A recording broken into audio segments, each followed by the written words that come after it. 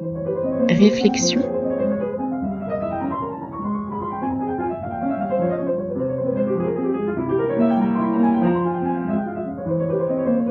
Réflexion.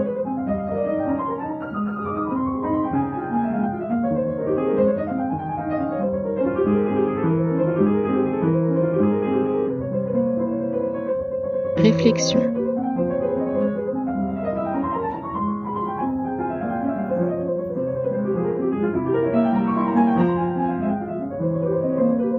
Réflexion.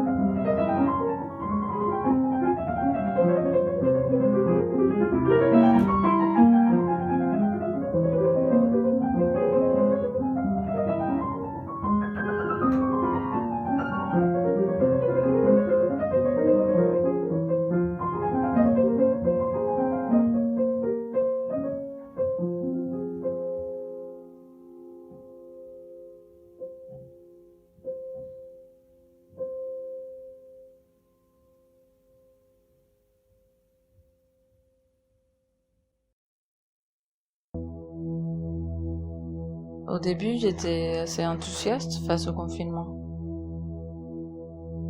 Et maintenant, je me sens seule face à mes difficultés. J'ai des hauts et des bas, un peu comme tout le monde, je pense. Je fais du piano au conservatoire et avec mes professeurs, on échange par vidéoconférence ou message audio. Mais la connexion n'est pas toujours au top. On entend mal, on se comprend pas. C'est désagréable de jouer. De travailler la musique par moments entrecoupés, je trouve ça antinaturel. Mais bon. J'ai un cours de respiration et de posture. Avec un professeur, on travaille notre corps et notre mental qui sont étroitement liés. On fait des exercices où je suis allongée sur le dos, un peu comme chez les kinés. Mais là, c'est dérangeant de faire la même chose. Avec l'ordi au loin, le chat qui vient me donner des coups de patte. Dès qu'il me parle ou je lui parle, on s'entend pas. Alors je dois me rapprocher de l'ordinateur. Normalement, c'est un temps que je dois prendre pour analyser ce que je ressens, ce qu'il se passe dans mon corps. Mais entre le coup de rêve du chat et la voix résiliente de mon prof, c'est pas possible. C'est difficile d'avoir un avis objectif et de prendre du recul lorsque la communication n'est pas vraiment possible. C'est compliqué.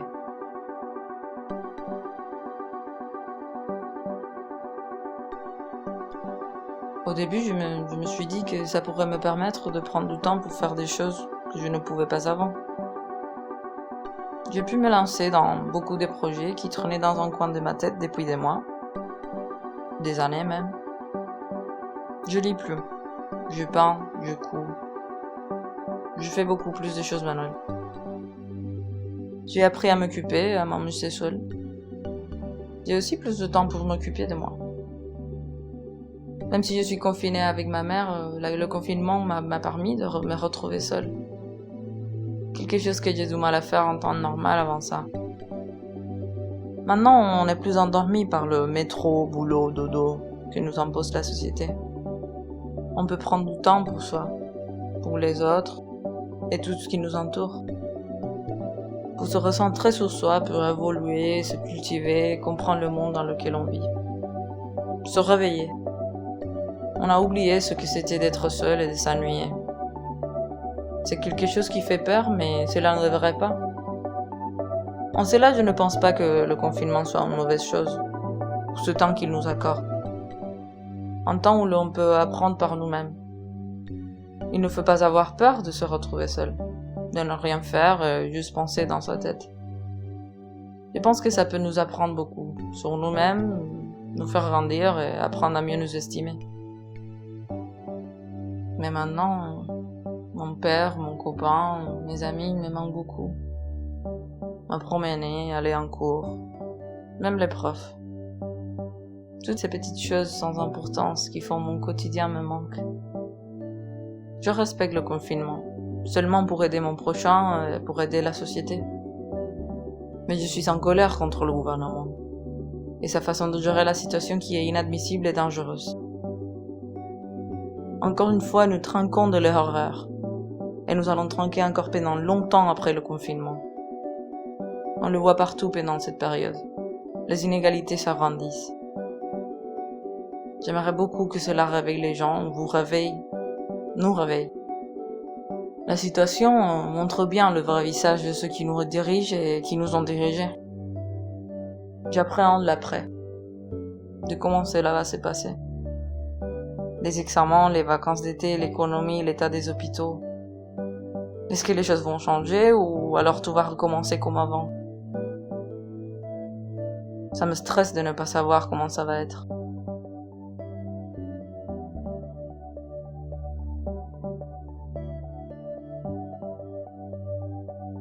Extraño a mi padre, a mi novio y a mis amigos.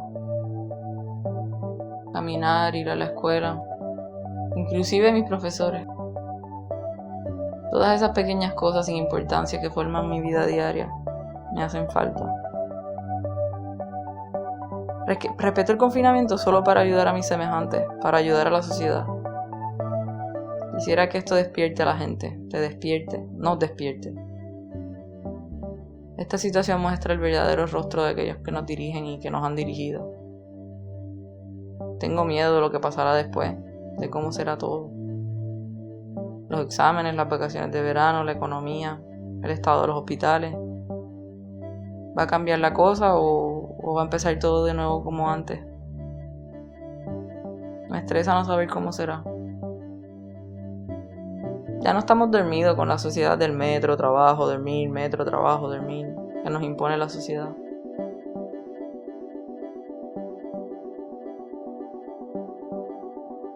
Podemos tomarnos tiempo para nosotros mismos, para los demás, para todo lo que nos rodea. Para enfocarnos en nosotros mismos, para evolucionar, cultivarnos, comprender el mundo en el que vivimos. Despertar. Hemos olvidado lo que es estar solos y aburridos. No debemos tener miedo de estar solos, de no hacer nada y estar dentro de nuestra cabeza. Creo que puede enseñarnos mucho sobre nosotros mismos y hacernos crecer.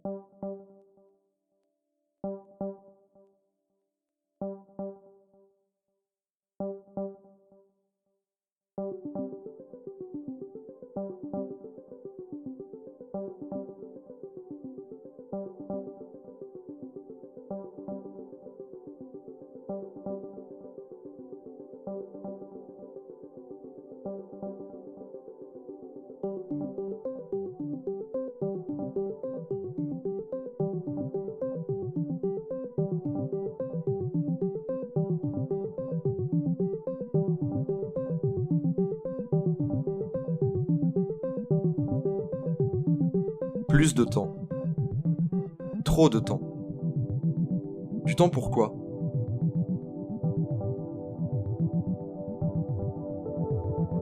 Sur les réseaux sociaux, je vois tout le monde jardiner, peindre, travailler, écrire, cuisiner, faire du sport. Les gens semblent faire plein de choses. Mais où est le temps là-dedans ? Où est le temps passé à ne rien faire ? Réfléchir. Se poser. Est-ce que les gens le prennent, ce temps ?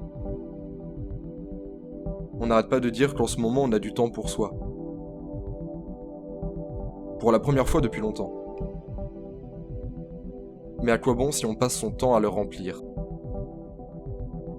Ce temps. Au lieu de le laisser s'écouler. En prendre soin. Moi, le temps, je lui demande si je peux l'utiliser pour simplement réfléchir. Penser à des trucs. Faire le point sur moi, les autres et sur ma vie. Enfin, je peux me remettre en question 24 heures sur 24.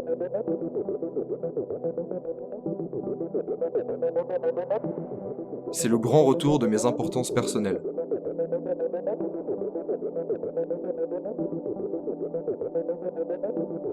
Pas celles des autres, non, les miennes.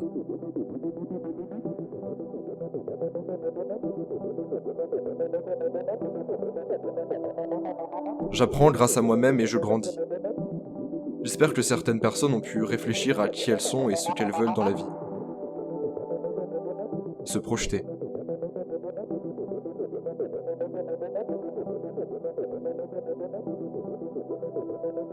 C'est mon cas à moi. Je me suis beaucoup plus interrogé sur mon avenir et ce que je voulais dans la vie. J'ai appris à me connaître, à voir certaines facettes de moi que je ne connaissais pas. J'en avais tellement peur que je n'arrêtais pas de repousser cette idée.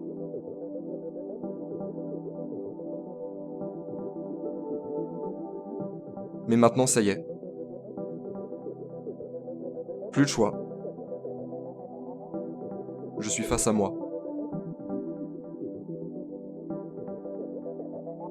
Je redécouvre les petits plaisirs. Je reprends mon pouvoir personnel.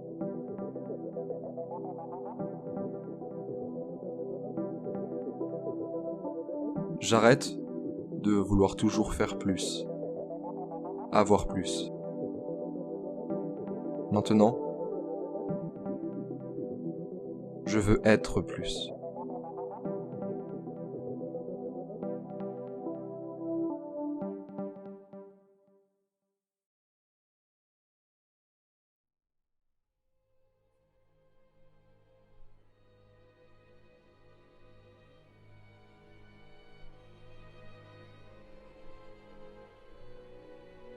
Par la magie de la musique, je vous emmène en voyage, au-delà du confinement. Nous sommes à Central Park, en 1906. Fermez les yeux. Il fait nuit. Ouvrez vos oreilles. Vous entendez ?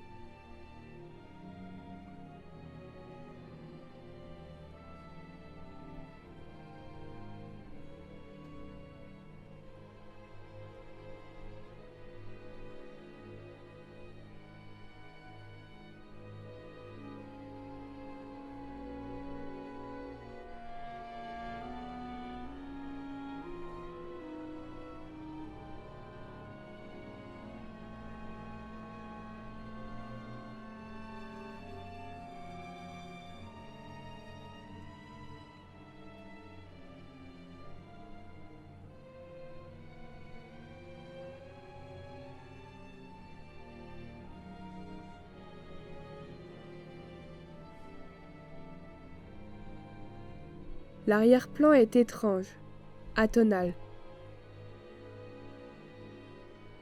On ne peut se raccrocher à rien, vous le sentez ? C'est le brouhaha de la ville, New York nocturne qui grouille au-delà des grilles du parc. On le sent, on le perçoit, on ne le saisit pas.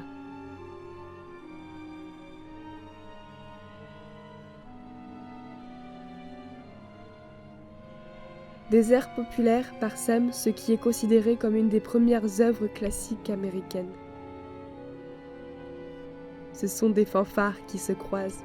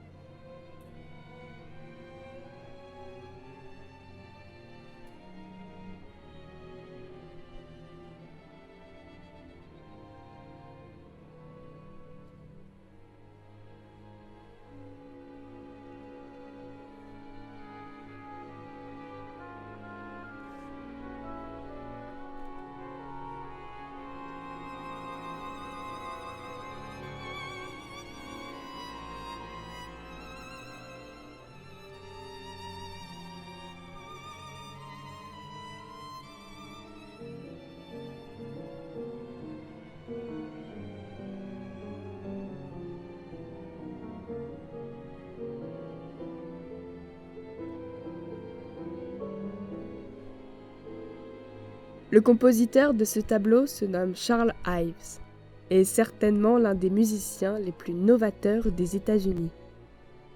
Le premier compositeur de musique classique américaine.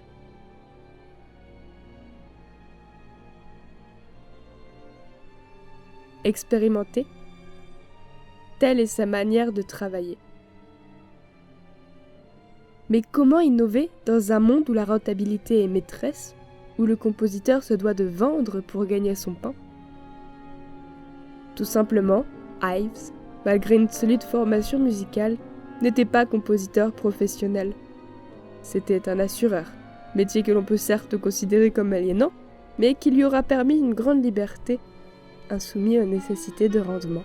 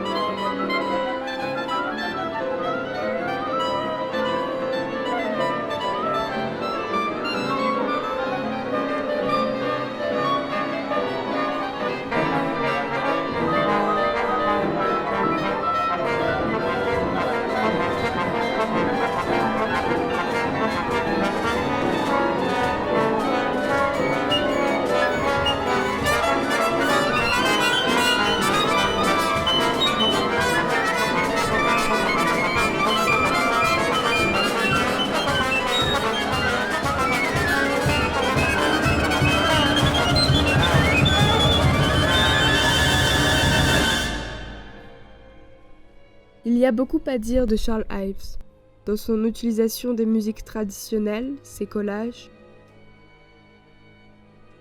Si son écoute peut paraître au premier abord hermétique, on peut découvrir, en étudiant sa vie et ses réflexions, un développement nouveau de la création musicale.